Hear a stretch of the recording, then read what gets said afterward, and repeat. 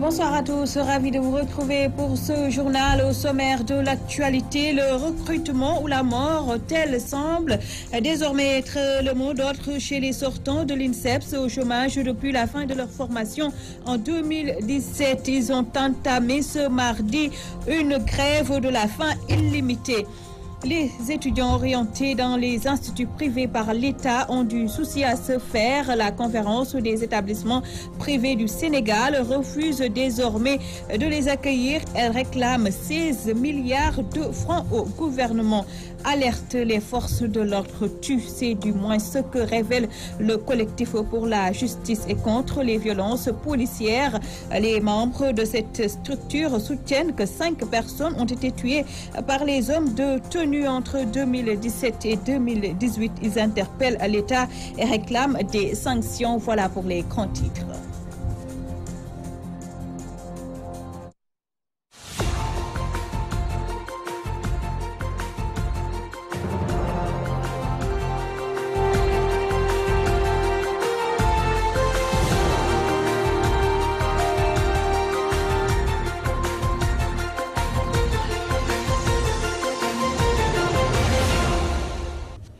Merci de vous joindre à nous. Les professeurs de la promotion 2017 de l'INSEPS ont entamé ce mardi une grève de la faim illimitée. Ils exigent le recrutement et s'indignent du sort que leur réserve l'État du Sénégal depuis la fin de leur formation.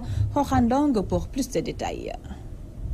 Les étudiants de la 24e promotion sortis en juillet 2017 ont démarré ce mardi 31 juillet 2018 une grève de la faim. Pour cause, cela fait 1 an qu'ils attendent à être affectés par l'État du Sénégal. Nous attendons une prise de service depuis exactement 1 an. Nous avons terminé notre formation et obtenu nos diplômes le 31 juillet 2017. Aujourd'hui, c'est bien le 31 juillet 2018. Cela fait exactement 365 jours, 12 mois et exactement 1 an que nous attendons nos activités de service. Ils affirment pourtant avoir rencontré les autorités étatiques avant d'en arriver à ce stade. La grève de la faim est la phase début de plan d'action qui a été mené à l'époque. Depuis le début de l'année, nous avons d'abord tenu à rencontrer de manière pacifique en entretien des voies administratives, à rencontrer les autorités administratives et universitaires impliquées directement au niveau de dans le processus. Donc, toutes nos démarches pacifiques et nos procédures administratives sont restées sans suite. Moussa Grégoire Faye et ses camarades comptent poursuivre leur combat jusqu'à obtenir gain de cause. Ce combat n'est pas seulement un combat pour l'intégration, c'est aussi un combat de l'honneur, un combat de dignité. Nous voulons arracher de l'État notre dignité et notre honneur. C'est ce que nous allons faire. Nous resterons ici jusqu'à la satisfaction complète de notre plateforme revendicative. Ces sortants de l'INSEPS prennent à témoin l'opinion nationale et internationale et déclarent que l'État du Sénégal sera entièrement responsable de toute complication pouvant découler de ce combat ultime. 16 milliards de francs CFA, c'est ce que la conférence des établissements privés du Sénégal réclame à l'État face à la presse ce mardi. Mamadou Ning, président de la dite conférence, et ses collègues dénoncent un manque de respect à leur égard et refusent désormais de recevoir d'autres étudiants. Mamadou Ning est interrogé par Rohandong. Ils sont autour de 33 000 qui sont dans nos écoles, qui déjà fait l'équivalent des 3 universités régionales du Sénégal, à savoir Saint-Louis, Bambey et Thiès réunis, ne font pas l'enseignement supérieur privé africain. Et que vous avez connu, sur 2 ans, l'État nous doit cumuler avec 16 milliards. Donc vous imaginez que c'est assez soutenable. Mais l'État n'a pas payé, donc pour revenir à votre question, l'État n'a pas réglé la dette de 2017-2018 qui tire à sa fin. On est aujourd'hui le 31 juillet. On devait aller en vacances, on ne peut pas, à cause des étudiants qui continuent à travailler chez nous. L'État n'a pas payé l'intégralité de cette dette de 2017-2018 qui s'élève à peu près à 11 milliards. L'État ne l'a pas payé du tout. Et la dette de 2016-2017, l'État nous doit plus de 50% de cette dette. à savoir 5 milliards 800 millions et quelques. Ce n'est pas parce que nous ne le voulons pas, mais nous ne le pouvons pas. On ne peut pas avoir une dette aussi grande, cumulée sur 2 ou 3 ans, et pour vouloir continuer à recevoir encore des étudiants, cela amène des problèmes. La loi des finances rectificatives, sur laquelle nous avions espoir que l'État solderait l'essentiel de la dette, l'État n'y a prévu que 4,61% du montant et seulement allié à l'enseignement supérieur privé. Donc cela ne peut même pas régler la moitié de la dette due en 2017, à plus forte raison, la dette totale. Donc demandons à ce que le président de la République, le président Macky Sall, prenne des décisions, parce que c'est à lui quand même qu'est conférée la gestion du pays. Et c'est à lui de garantir la pérennité des investissements des uns et des autres et de garantir la pérennité de la formation de ces jeunes. Comme annoncé en titre, 5 citoyens sénégalais ont été tués entre 2017 et 2018 par les forces de l'ordre. Révélation du collectif pour la justice et contre les violences policières. Face à la presse, les membres du dit collectif regrettent ces tueries dont les auteurs ne sont toujours pas identifiés. Un compte-rendu de Mamou Gassama. D'avril à juillet 2018, les violences exercées sur les citoyens par les forces de l'ordre font souvent des victimes. Une situation dénoncée par le collectif pour la justice et contre les violences policières. En avril 2018, la police tue le citoyen Abdoulaye Timera sur les allées du Centenaire. En mai 2018, la gendarmerie tue l'étudiant Fallou Sène à l'université Gaston Berger de Saint-Louis. En juin 2018, la police assassine le citoyen Seck Ndiaye dans sa chambre, à la Médina. En juillet 2018, la police torture le citoyen Pape Sarr jusqu'à ce que mort s'en suive. Au mois de février 2017, le dénommé Iliman Touré est mort dans les locaux de la police du port. Les responsables de ces assassinats n'ont pas été identifiés. L'État du Sénégal, à travers la police, allant jusqu'à tenter de maquiller des assassinats en suicide. Les familles des victimes vivent toujours dans la douleur. C'est inexplicable. Chaque fois qu'il y a un événement nouveau, au niveau de la famille, c'est encore le deuil. Donc nous voulons que cette police-là, qui est appelée toujours à servir, que cette police cesse de toujours sévir. Les familles des victimes et le FRAPP réclament justice. Nous voulons que justice soit faite, que ceux qui sont dans les rangs de la police et qui se mettent à l'ordre donc de personnes ou bien de kidam pour se faire payer pour assassiner, que ces gens soient traduits en justice. D'après le collectif pour la justice et contre les violences policières, le combat vient de démarrer. Pour que justice soit faite, il compte organiser une marche citoyenne le 3 août prochain. Mamou Gassama, direction le nord du pays. Les riziculteurs du département de Podor ont le sourire. Ils viennent de réaliser une production record grâce à l'appui du directeur général de la SAED. Ils espèrent même faire mieux lors des prochaines campagnes à Boukane. Le département de Podor vient de donner la preuve de son potentiel rizicole. Cette année, dans les périmètres agricoles, ce sont plus de 8 tonnes à l'hectare qui ont été enregistrés par les producteurs. De quoi retrouver le sourire après quelques années de galère dans la cuvette de Aérelao. En hivernage, on a pu avoir presque 7 tonnes, 8 tonnes à l'hectare. Presque, c'est des jamais vu. Et juste encore, peut-être le résultat a été donné parce qu'on a commencé très tôt. Très tôt. En même temps, il n'y a pas eu de manquant parce qu'il y a eu des semences à temps. La subvention des engrais et autres équipements agricoles rendue possible en application de la vision du chef de l'État de faire de l'agriculture le moteur de développement national est aujourd'hui à l'origine de ces performances selon les producteurs de Nyanga. Mais grâce à matériel agricole que le président de la République nous a envoyé ici, de machines batteuses, de machines agricoles, de corticoses, etc. Mais encore, nous demandons au président de la République, il faut encore renforcer le matériel agricole parce qu'il nous aide pour nos cultures à temps pour améliorer les cultures de riz de la vallée. En tout cas, récolte, nous commençons à récolter depuis un mois. Mais actuellement, il y a un peu manque de masnos bateaux. Mais si le masnos bateaux est venu au périmètre Nyang, d'ici 20 jours, la récolte va finir. C'est de bon rendement de 8 à 7 tonnes en hectare.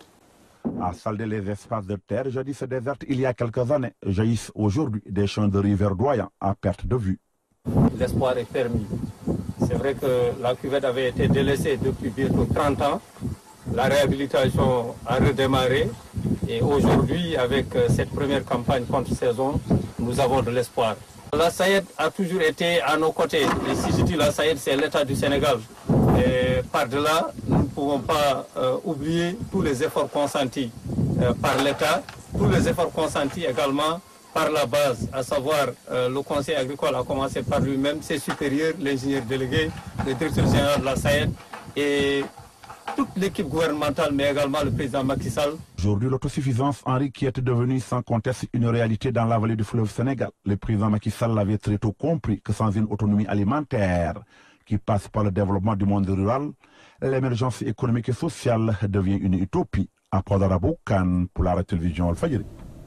Parlons politique à présent. La coalition pour une alternative démocratique dissout se fissure après la transhumance de Modou Diagne Fada. Le Rassemblement pour la vérité de Guemour a décidé de claquer la porte. En conclave à Diourbel, Modou Fall et ses camarades envisagent d'autres alliances avec des candidats déclarés à la prochaine présidentielle. Mamadou Makhtar Sarr. En conclave à Diourbel, au quartier Kercher, le Conseil national du Parti Rassemblement pour la vérité de Guemour a pris la décision de retirer la formation politique de la coalition pour une alternative démocratique dissous. Considérant les déclarations des fédérations départementales et coordination communale et conclusions du bureau politique national, considérant les remarques et conseils du secrétariat exécutif national, considérant les positions et commentaires des militants et sympathisants du parti, le Conseil demande au président du parti, dans l'urgence, de prendre les décisions et mesures suivantes. Le parti donc, doit se retirer pour les décisions à prendre de la coalition dissous, coalition alternative deuxième. Ces responsables du parti Rassemblement pour la vérité de Guemour projettent d'autres alliances. D'ailleurs, ils ont entamé des consultations avec les candidats déclarés à la présidentielle de 2019. Sur le choix des candidats, après consultation, en ce jour samedi 28, donc la majorité des personnes étant présentes dans ce conseil ont été favorables au camp présidentiel. Mais le parti décide de continuer les consultations d'ici un mois pour mieux prendre position par rapport à cette question de l'heure. Il s'est trouvé que lors des échanges, la majorité était favorable à ce que le parti accompagne le candidat sortant, qui est le président de la République Macky Sall. Mais comme nous avons jugé nécessaire de mieux affiner les réflexions pour éviter de se tromper sur notre choix, nous pensons qu'il serait plus important de continuer les consultations et d'échanger avec les autres candidats déclarés. Et maintenant, d'ici un mois, on aura le temps, avec ces échanges, avec ces discussions, de revenir, de rendre compte au Conseil national afin de prendre la décision définitive, la bonne décision qui nous permettrait tout simplement d'accompagner un candidat vers les présidentielles de 2019. Touba Mbaké, Mamadou Makhtar Sarr pour la radio-télévision Walfadjri. À Pékin, des militants libéraux s'indignent de l'utilisation des populations de la banlieue à des fins politiques. Ces jeunes ont décidé de se regrouper avec d'autres forces pour la mise sur pied d'un mouvement citoyen dénommé Nouvelle Vision de la banlieue, compte rendu de leur forum Théodore Sebedo.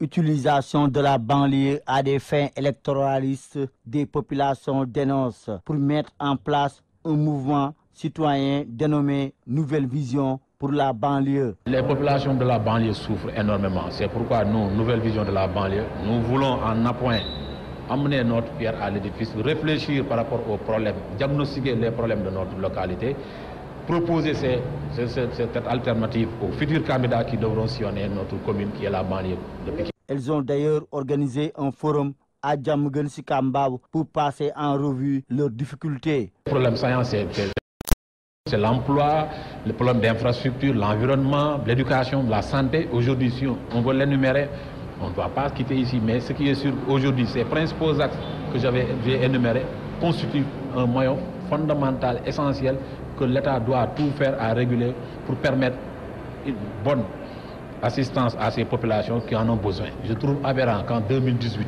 aujourd'hui, avec tout investissement qu'on a fait sur le plan de l'eau, comme le président Macky Sall est devenu incapable de donner de l'eau potable aux populations de la banlieue de Dakar. C'est une aberration. Macky Sall risque de tomber avec ces événements des eaux qui... Occasion saisie par leur modérateur Ludovic Rosner, analyste politique, pour les exhorter à prendre leur destin en main. On a noté que la banlieue souffre d'un manque d'infrastructures. Il n'y en a pas assez. Des grands magasins, de bonnes routes, etc. Donc il n'y en a pas assez.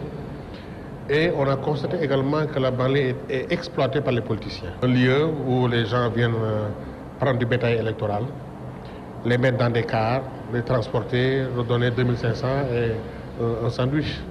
Et les gens sont fatigués de ça. Le mouvement Une autre vision pour la banlieue, dans ma compréhension, a pour objectif de créer une large coalition pour que les hommes politiques soient obligés de faire attention aux problèmes de la banlieue. Des moyens, il faut de la vision, il faut de la mobilisation pour y arriver.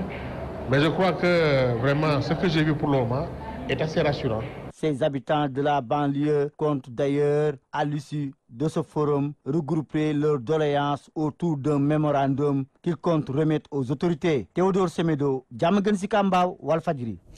L'Union sociale libérale de Maître Abdoulaye Tine a lancé son deuxième laboratoire d'idées à Paris, une manière d'échanger avec des intellectuels sur les problèmes des Sénégalais.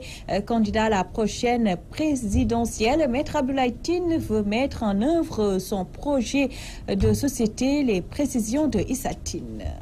Deuxième laboratoire d'idées de l'Institut social libéral lancé à Paris après une première grande cérémonie organisée à Dakar. Tous des intellectuels qui se penchent sur les problèmes quotidiens des Sénégalais et l'avenir du pays. Institut social libéral, la doctrine sociale libérale, nous l'avons de l'action. Il faut qu'on ait un État qui essaye de souffler au jeu économique, au jeu institutionnel, une dose de justice sociale. Mais aussi, effectivement, il faut du socialisme dans l'idéologie socialiste. Une organisation ouverte à tout le monde, toute personne qui veut apporter sa force et son savoir-faire au Sénégal, à l'Afrique, mais surtout au monde entier, déclare Maître Abdoulaye Tine. L'Institut se veut un espace ouvert, qui est transpartisan, c'est-à-dire ouvert mais à tous les partis, mais aussi aux gens qui sont sans parti, c'est-à-dire des citoyens, qui ont des idées, mais aussi aux gens qui ne sont pas sénégalais, mais qui sont soucieux d'apporter leur contribution. Venus de tous les coins du monde, ces intellectuels passent à l'action. C'est au-delà du Sénégal, c'est au-delà de l'Afrique. On veut aussi que ce soit une vitrine pour le rayonnement des idées de l'Afrique à travers le monde. Donc vous avez fait état de 15 champs d'action pour qu'on puisse s'investir dans chaque domaine qui nous concerne. Mais il faut aussi que le président Macky Sall participe à la recherche de la vérité concernant déjà cette guerre de la Casamance. La diaspora sénégalaise n'a pas également été oubliée dans leur programme. Cet institut, nous l'avons implanté au Sénégal, nous l'avons implanté en France. Il y a un autre institut qui est créé pour les États-Unis et qui va être lancé prochainement, et un autre en Asie qui est implanté à Bangkok. C'est aussi une manière d'impliquer la diaspora dans la résolution des problèmes d'intérêt national. Think tank ou laboratoire d'idées de l'Institut social libéral, des acteurs politiques, la société civile, mais également des étrangers, tous s'unissent autour de cette organisation pour mettre en place un programme bien défini porté par le candidat Maître Abdoulaye Tine pour mettre le Sénégal sur la voie du développement. Certaines autorités municipales ont prouvé leur incompétence dans la gestion des collectivités locales. C'est en tout cas ce que soutient Demba Niang, président du mouvement Alternative citoyenne Andessopi Thiès. Pour lui, il faut une nouvelle alternative pour remettre la ville de Thiès sur les rails. À Thiès, Ibrahima Ndiaye. Face à l'incompétence des autorités municipales dans la gestion des collectivités locales, selon le nouveau mouvement Alternative citoyenne Andessopi Thiès, le président Demba Niang s'engage pour une nouvelle vision et alternative du rail. Nous sommes devant l'incompétence des autorités locales. Nous sommes devant des autorités locales absentes. nous sommes devant des autorités locales que les Thiessois eux-mêmes ne connaissent pas. Face à cette situation, l'on ne pouvait pas rester chez nous. On parle de gestion de proximité. On ne peut pas gérer une population qui ne vous connaît pas. Parce qu'on est face à une situation où il n'y a pas de municipalité à Thiès. À Thiès-Est, on ne connaît même pas le maire. Il peut se promener dans les rues, personne ne va l'appeler, parce que personne ne le connaît. On va élire des conseillers municipaux qui vont travailler avec la population, à la base, faire remonter les préoccupations et la municipalité se chargera de les prendre en question. Pour cette nouvelle démarche, Demba Niang et son mouvement proposent un nouveau projet qui pourra changer le quotidien des Thiessois. Le projet, c'est de présenter aux Thiessois une nouvelle façon de gérer la municipalité. C'est de présenter aux Thiessois des projets dans l'éducation, dans la santé, dans l'assainissement, dans le sport, dans la culture. C'est d'être vraiment des collectivités locales au sens de la loi portant Code général des collectivités locales. Dans tous ces domaines-là, l'absence de la mairie est constatée et l'objectif du mouvement, c'est de travailler dans le sens d'améliorer les conditions de vie des Thiessois. Le mouvement Alternative Citoyenne et son président disent avec comme seule ambition de participer aux locales prochaines pour espérer gagner et dérouler leur programme. Nous, on fait un focus sur les locales de 2019. On fait un focus sur la ville de Thiès. On fait un focus sur les communes de Thiès. Donc le mouvement a été créé pour participer aux élections locales prochaines. En ce qui concerne les présidentielles, le mouvement ne s'est pas encore prononcé et à la veille de ces élections-là, on se réunira en assemblée générale et on donnera notre avis. Connaissant l'influence et le rôle que jouent les chefs religieux, le président Demba Niang et son mouvement se sont rendus dans certains foyers pour présenter leurs projets et recueillir des prières avant d'entamer leurs activités politiques. Thiès, Walfadjri Radio TV, Ibrahima Ndiaye. En politique, toujours la convergence des cadres pour l'émergence de Bambilor portée sur les fonds baptismaux. Ces initiateurs comptent sauver la nouvelle commune de ses difficultés, nous apprend Nachib Sagna. La convergence des cadres pour l'émergence de Bambilor est née suite à la frustration. Certains militants de la paire tournent le dos au maire Niang Diop et regagnent Omar Gueye. Nous avons ministre créé un mouvement pour jàppale la. Mais encore une fois, ministre, quel mënu laa fay ndax dafa def loo xamante ne nii ñun dañu am vision tollootuñu communauté rurale. Monsieur le ministre dañ lay yóbbante ndax ñun xam nañ ne ci li nga nekk moom lañ nekk te yaa ngi góorgóorlu di jàppale jeunesse bi. Des jeunes, des filles, des femmes, des vieux et tout sont tous derrière CESEC pour réélire le président de la République dès le premier tour. Ces militants de la paire veulent sauver la commune de Bambilor, surtout sur le plan foncier, notamment le titre foncier Bertin, aujourd'hui dilapidé par le maire Niang Diop. Bambilor dafa soxla suufam, Bambilor dafa soxla goreel suufam, caxa-caxatee bi ñu def suufu Bambilor moo war a dekk. Tey la ñu jël suñu suuf di ko caxa-caxatee di ko jëndee càkkaat di ko dajale di ko def yu bon. Vous allez nous entendre sur ces questions. Que je serai au devant de la scène ak képp koo xam ne doomu Bambilor nga gëm nga sa bopp te bëgg a taxaw def sa revendication. Prenant la parole, le ministre Omar Gueye rassure les militants. Pour lui, les réalisations de Macky Sall seules peuvent le réélire. Cadre de concertation pour l'émergence de Bambilor en vue de la réélection du président Macky Sall le 24 février 2019 au premier tour.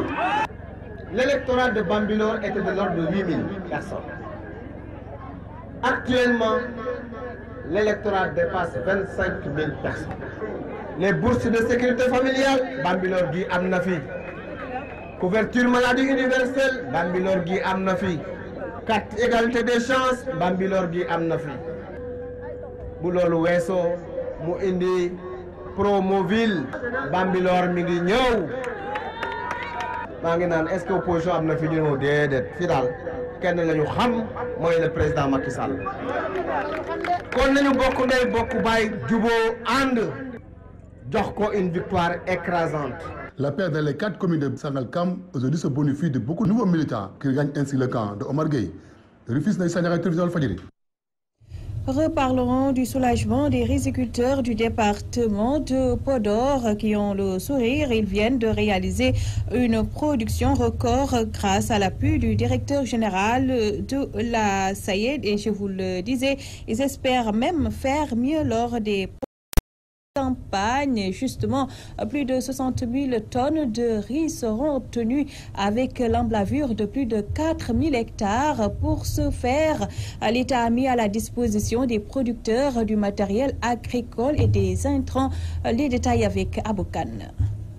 Voilà, donc nous, comme nous venons de parcourir ensemble le département de Podor, de Ndjerba à Diaba et de Partegalo à Kaskas jusqu'à Saldé. Et vous avez vu, partout, les braves paysans sont en activité. Donc il y en a qui sont en train de récolter, il y a d'autres qui sont en train de préparer le sol pour l'hivernage. Donc si je reviens un peu sur la campagne de saison sèche 2018, Dieu merci, ça s'est très bien passé. Donc nous avons pu emblaver 8400 hectares. C'est pour la première fois que nous atteignons ce niveau d'emblavure. 8400 hectares de riz. Ceci est lié quand même à plusieurs facteurs. Donc l'un des facteurs les plus importants, c'est d'abord le matériel agricole, mais il y a eu aussi l'engagement des producteurs et le déficit pluviométrique que nous avons eu pendant l'hivernage passé. Donc si je reviens un peu sur le matériel agricole, il faut dire que beaucoup d'efforts ont été faits par le gouvernement du président Macky Sall, sous la direction du ministre de l'Agriculture, M. Pape Abdoulaye Seck, la SAED, avec Samuel Diobenka à sa tête, à la direction, l'ensemble des techniciens de la SAED, avec une bonne organisation et l'engagement des producteurs. Donc c'est grâce à ça que nous avons pu avoir ces résultats-là. Nous espérons produire au moins 56 000 tonnes de riz pendant cette présente campagne, rien que dans le département de Podor. Donc comme je l'ai dit, c'est un niveau qui n'a jamais été atteint jusque-là. À l'instant, Amadou Tidjane Mbaye, ingénieur délégué à la SAED, ses propos ont été recueillis par Aboukan. Voilà qui met un terme à ce rendez-vous d'information. À vous tous, merci de l'attention. Dans un court instant, la 4e et dernière partie de l'édition du soir avec Moustapha Diop. Très bonne soirée à tous.